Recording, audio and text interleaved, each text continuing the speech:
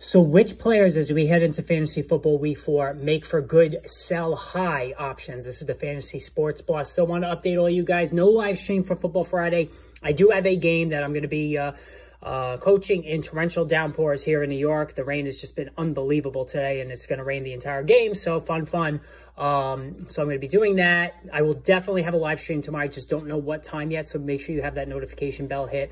And we'll go over all the last minute, start, sits, injury report, all that other stuff. But as far as today, I did the other day the buy low video on players that I think you should buy low on. And, again, as we go into week 4, there's some sell high options that I think, we also need to take a look at, going forward. So, one guy who I think absolutely is a sell high is Alexander Mattison. So Alexander Mattison is coming off a big week 3 performance. I know he fumbled, but he caught the ball, ran really well after a listless first 2 weeks. Now you have Cam Akers, who's getting ready to return here in week 4, although I think Mattison will continue to get the majority of touches in his backfield for this week. If he has another big game, I would sell high on him.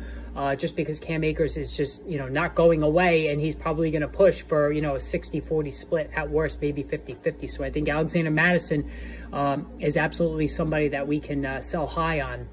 Another guy is Christian Kirk. So Christian Kirk has balled out the last couple of weeks, but that coincides with Zay Jones being out of action with an injury. Jones, again, will not play week 4, so Christian Kirk should have another decent day across the pond against the Atlanta Falcons. So Christian Kirk, to me, is a sell high because next week when Jones is expected to return, I think then Kirk's numbers will jog back. And remember, week 1 when Jones was active, Kirk did virtually nothing. So I think that there's a good sell high opportunity there. As far as the Los Angeles Chargers are concerned, so I think right now Josh Palmer, fresh off the waiver wire, is actually a sell high. I think Quentin Johnson, believe it or not, as we go through the season, is going to get more and more work. I think he ultimately could be the guy second half of the season that overtakes Palmer, with Mike Williams being absent.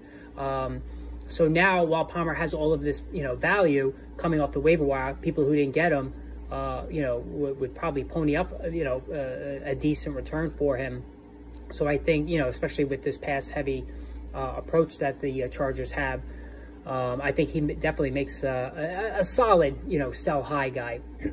Just looking at some of the other teams here. Bills, Dolphins. Well, certainly Raheem Mostert. All right, so this one's obvious. We all know Raheem Mostert is a huge sell high because he's never going to stay healthy for the entire season, right? I know he did it last year, but he's getting more work this time around.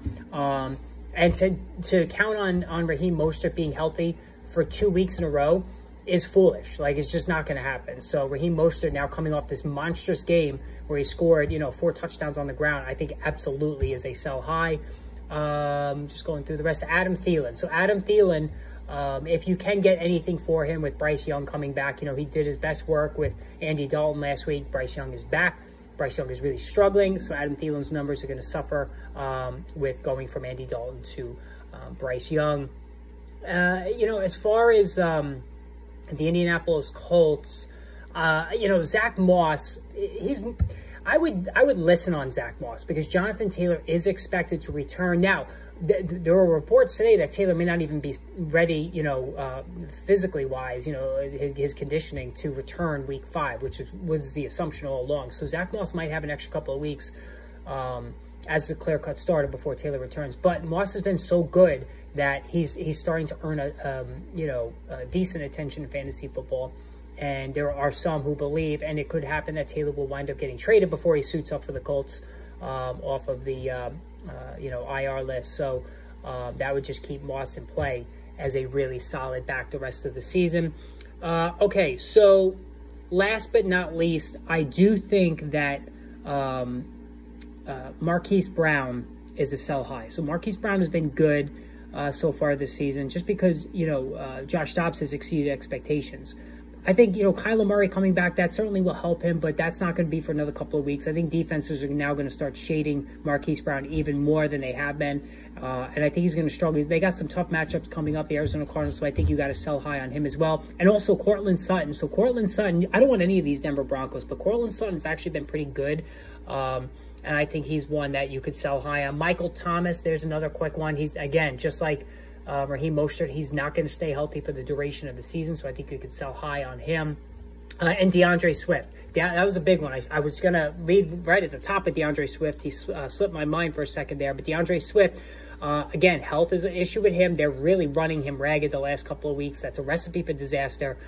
He's not catching the football. I think you really capitalize on his performances the last couple of weeks. All right, guys, hit that subscribe button. Live stream tomorrow. Make sure you tune in for that. I will see you then.